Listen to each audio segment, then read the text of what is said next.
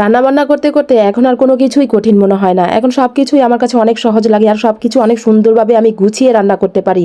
আর আমার কাছেও খুব ভালো লাগে এখন রান্না বান্না করতে। আর এইদিকে আমি আজকে রান্নাবান্না করব হাতে মেখে এই মুরগি রান্না। এটা অবশ্য ব্রয়লারের মুরগি না, এটা হলো কি বলে আসলে জানি না, দেশি মুরগির মতোই অনেকটা, খেতেও সেরকম স্বাদ।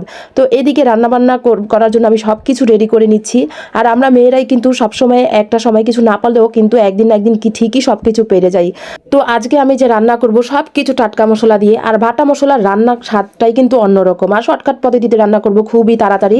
আজকে আমি শাক ভাজিও করব, আর আমার কাছে শাক ভাজিটাও ভীষণ ভালো লাগে। একটা কিছুর সাথে শাক ভাজি বা ভর্তা হলে আমার কাছে কিন্তু ভীষণ রকমের ভালো লাগে। তো এই দিকে আমরা দুই বোন দুই সাইড থেকে কাজ করা শুরু করে দিয়েছি, খুবই তাড়াতাড়ি করতে হবে তাই তাড়াতাড়ি শুরু করে দিয়েছি। তো এইদিকে এই তো মুরগি নিয়েছি, মুরগিটা ভালো করে কেটে নিচ্ছি। আমি কিন্তু মাছ মুরগি তেমন কাটতেই পারি না, জানি না এটা কেন। আমি অনেক আগে থেকেই মাছ মুরগিটা কাটতে পারি না, আমার অনেক কষ্ট হয়, মানে একেবারে ছ্যাঁচড়া ব্যাচড়া করে দিই আমি মুরগি কাটতে গেলে। তো ওইদিকে আমার বোন আদা রসুন মশলা সব কিছু বেটে দিচ্ছে, আমার কাছে খুবই ভালো লাগে।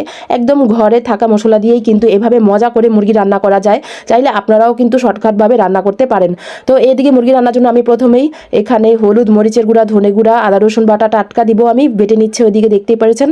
আর এদিকে আমি আলু কেটে নিয়েছি, আলু ছাড়া আমার কাছে আসলে মাংসটা একদমই ভালো লাগে না। আর এটা যেহেতু ব্রয়লারের মুরগি না, এটা অনেকটা দেশি মুরগির মতো, কি নাম আমি সঠিক জানি না। তো আমার মা বলেছিল কি নামটা জানি, আমি সঠিক এখন বলতে পারছি না। তো এইদিকে আমি সব কিছু দিয়ে দিচ্ছি, মশলাগুলো পেঁয়াজ কুচি দিয়েছি, সব কিছু দিয়ে আমি কিন্তু ভালো করে মেখে নিব। তেল দিয়ে দিলাম একটু বেশি, মুরগির মাংসে আসলে তেলটা একটু বেশি দিলে অনেক ভালো লাগে। আপনাদের কাছে কেমন লাগে? আপনাদের কাছে একটা ছোট অনুরোধ, আমার চ্যানেলটি যদি ভালো লাগে অবশ্যই সবাই একটি সাবস্ক্রাইব করে আসবেন, আর আমার পেজটিতে একটি ফলো দিয়ে আসবেন, এটা আপনাদের কাছে একটি ছোটোখাটো অনুরোধ আমার। তো এইদিকে রান্নাবান্নার সব কিছু মেখে দিচ্ছি আমি শর্টকাট পদ্ধতিতে, যতটা তাড়াতাড়ি করা যায় সেভাবেই আমি সব কিছু করছি। চুলা ধরাচ্ছি, আমি আসলে ঝাড়ু টাড়ু দিয়ে ময়লা টলা যা পাই এখানে চুলাতে দিয়ে দিই, যাতে চুলার আগুনটা তাড়াতাড়ি জ্বলে যায়, আর কেরোসিন লাগে না আমার এই চুলা ধরাতে, আর ঝামেলা হয় না। এইভাবেই আমাদের ভাগ্নিরা যা চিপস খায় চকলেট খায় সব প্যাকেট আমি এখানে দিয়ে দিই, যাতে আগুনটা খুব তাড়াতাড়ি জ্বলে যায়, লাকড়িগুলো খুব তাড়াতাড়ি ধরে যায়।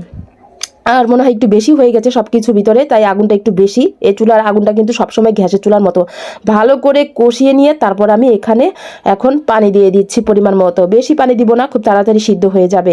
এদিকে আমি শাক কেটে নিচ্ছি, এখানে পাঁচমিশালি যে শাকগুলো, হেঁচি শাক, ডাঁটা শাক, কলমি শাক সব কিছু মিলিয়ে একটা শাক ভাজি করব, ভীষণ মজা।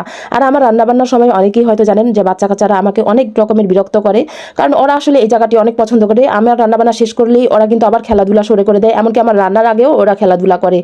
তো আলু কুচিও দিব আমি শাকভাজিতে, আমার কাছে আলু কুচিটা দিলে অনেক ভালো লাগে। কেমন হয়েছে অবশ্যই সবাই কমেন্ট করে জানাবেন। এদিকে আমার মুরগি রান্নাটিও কিন্তু প্রায় হয়ে গিয়েছে, কালারটা কিন্তু অনেক সুন্দর হয়েছে। আপনাদের কাছে কেমন লেগেছে অবশ্যই কমেন্ট করে জানাবেন। খুবই সুন্দর হয়েছে ঝোল এই মুরগির রান্নাটি। তো সবাই ভালো থাকবেন, সুস্থ থাকবেন, স্বপ্নের পথে পাশে থাকবেন, আর আমাকে সবসময় সাপোর্ট করবেন। আল্লাহ হাফেজ।